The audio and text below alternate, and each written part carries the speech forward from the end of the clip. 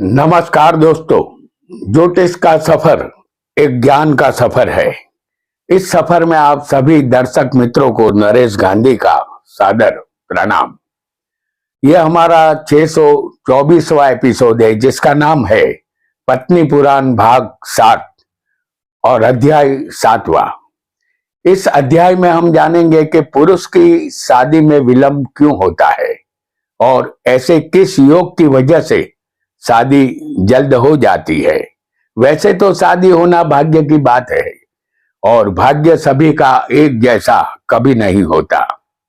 कोई भी मनुष्य जब किशोरावस्था से युवा अवस्था में कदम रखता है तो उनमें बहुत सारे आंतरिक और बाह्य परिवर्तन आ जाते हैं।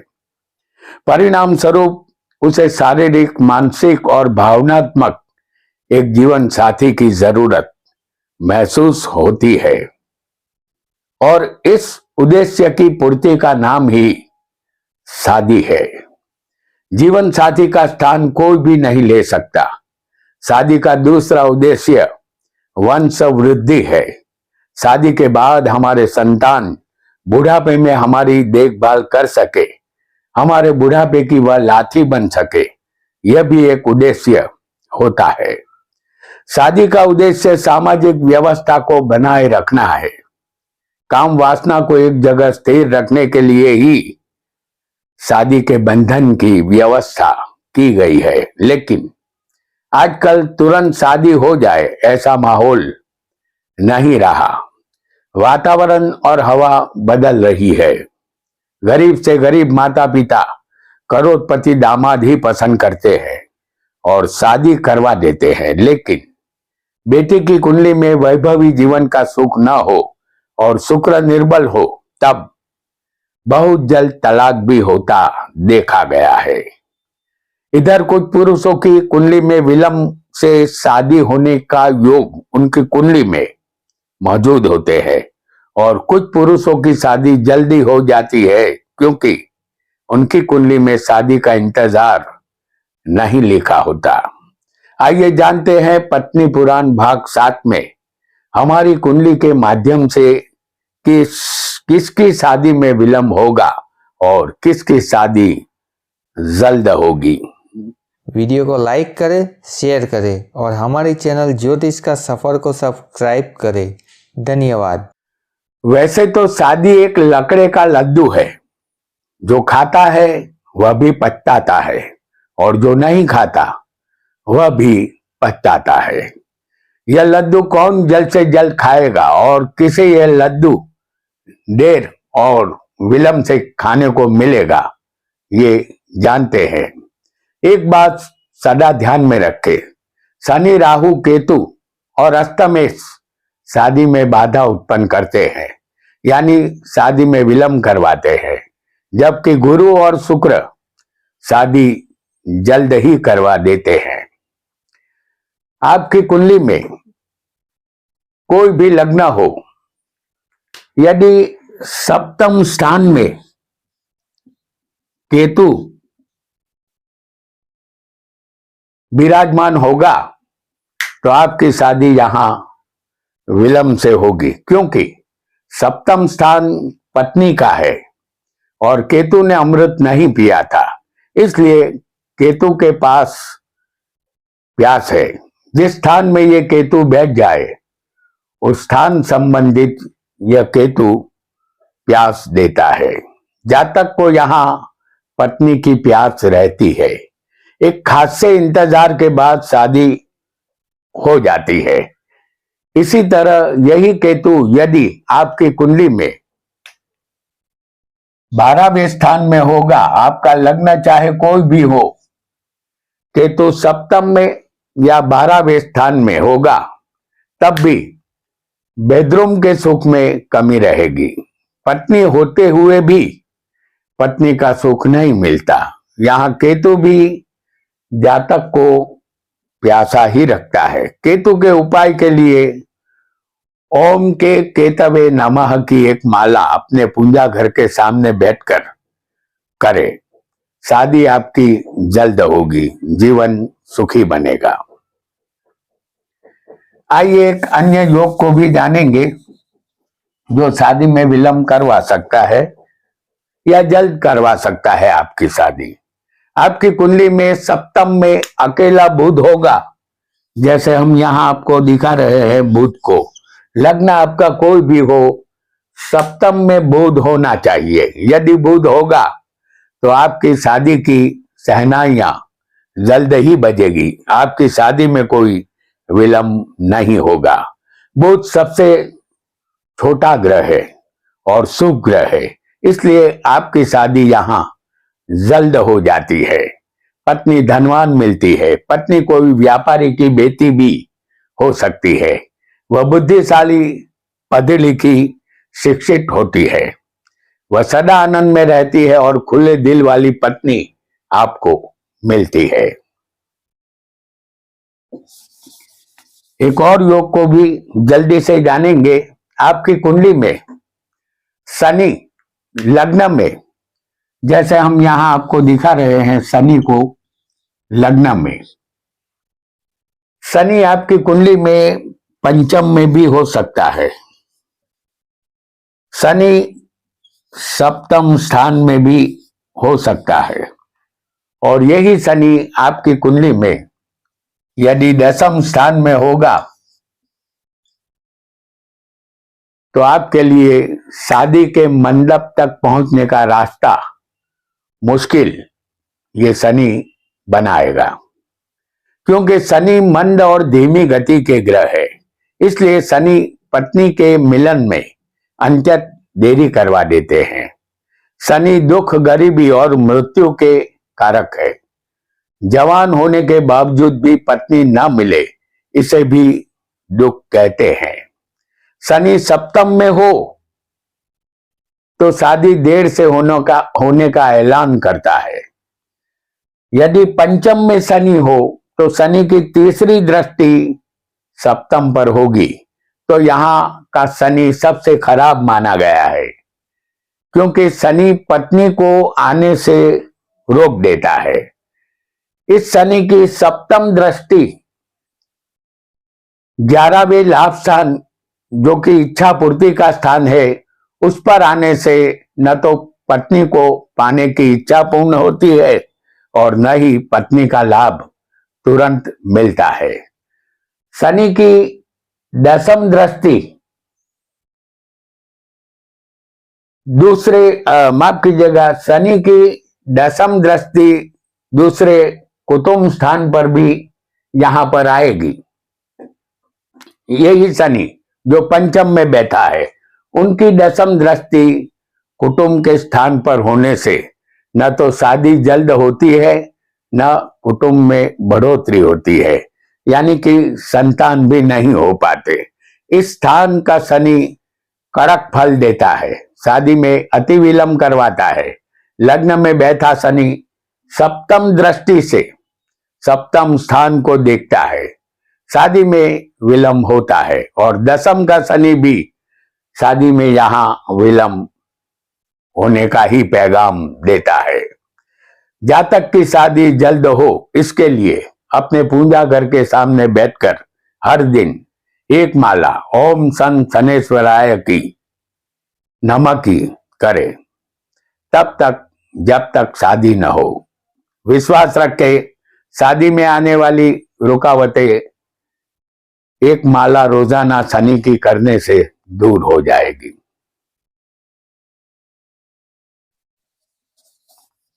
एक और योग को भी हम बहुत जल्दी से जान लेते हैं। आपके सप्तम स्थान में गुरु बैठा होगा, जैसे हम यहां आपको दिखा रहे हैं। आपके सप्तम स्थान में गुरु बैठा होगा तो आप एक खुश नसीब इंसान होंगे। आपकी शादी जल्द ही हो जाएगी, क्योंकि शादी का रिश्ता गुरु ही लाते हैं। पत्नी आपको समझदार, शिक्षित और ज्ञानी स्वभाव की मिलती है। पत्नी का सुख आपको जीवन भर मिलता रहेगा। संतान भी होंगे। पत्नी का सुख क्या होता है, इसका परिचय आपकी पत्नी खुद करवा देगी। आप उन भाग्यशालियों में से होते हैं जिनकी शादी समय रहते हो जाती है। एक और योग को जानते हैं। आपकी कुंडली में राहु सप्तम में, तीसरे, लग्न में या 11वें स्थान में होगा तो आपको एक बात गांठ बांध लेनी है कि शादी में विलंब अवश्य होगा। आपको पत्नी मायावी मिलेगी। पत्नी से आप हमेशा प्रभावित रहेंगे। स्थान का राहु 5वीं, 7वीं, 9वीं दृष्टि से सप्तम स्थान को देखता है और सप्तम स्थान में खुद राहु होने से शादी में विलंब अवश्य करवाता है। इस स्थानों का राहु आपसे नीची कास्ट की तरफ ले जाता है, यानी कि इंटर कास्ट में शादी करवाता है। और ये इंटर कास्ट शादी इसलिए होती है कि राहु दूसरी कौम पर अधिकार रखता है। आपको शादी में अवश्य विलंब होना है, ऐसा समझना है। तो आपके पूजा घर के सामने बैठकर प्रतिदिन एक माला ओम राहवे नमः की करे। आपकी शादी जल्द ही हो जाएगी।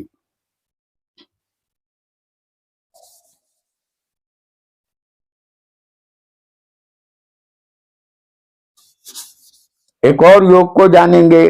आपकी कुंडली में सप्तम स्थान जो पति पत्नी का है और आपकी कुंडली में सप्तम स्थान में चंद्र बुध गुरु जैसे शुभ ग्रह बैठे हो, जैसे हम यहां आपको दिखा रहे हैं, चंद्र, बुध और गुरु।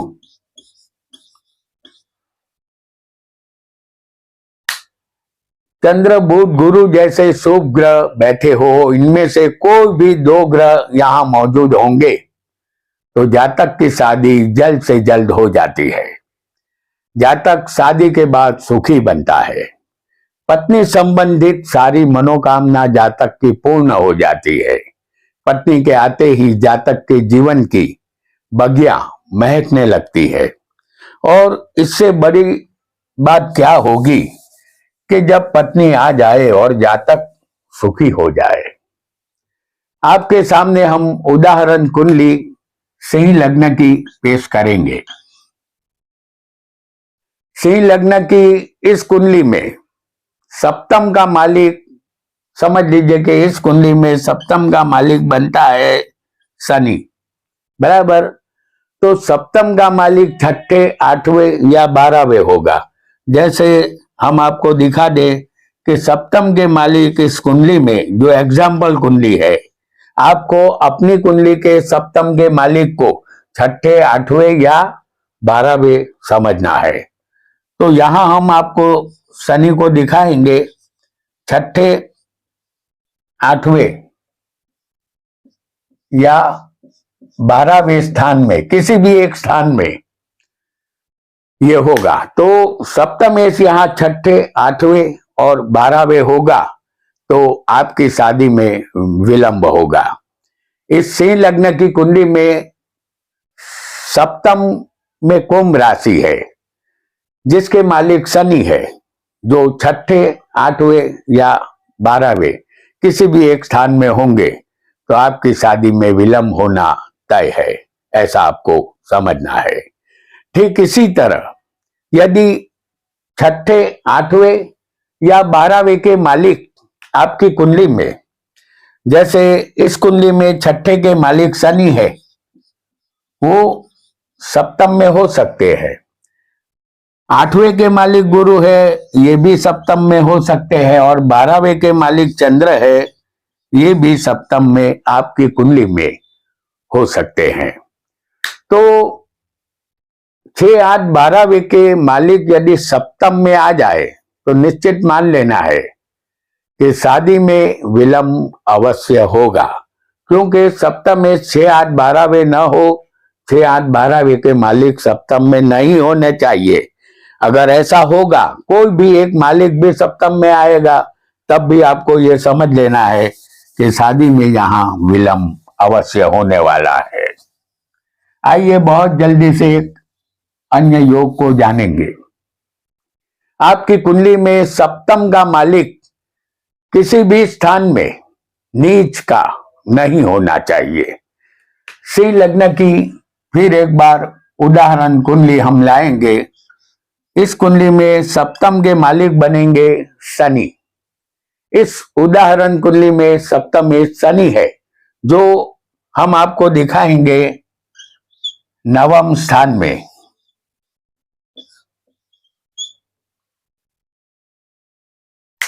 यहां सप्तम में शनि है, जो नवम स्थान में मेष राशि में नीच का है। पत्नी स्थान का मालिक हमेशा उच्च का होना चाहिए। नीच का हो तो शादी देर से होती है। और यहां एक बात आपको जान लेनी है कि सप्तम का मालिक यदि नीच का होगा तो किसी भी तरह की पत्नी के सुख में कमी होगी, इसमें कोई आश्चर्य नहीं होगा। दूसरा योग भी हम जानेंगे।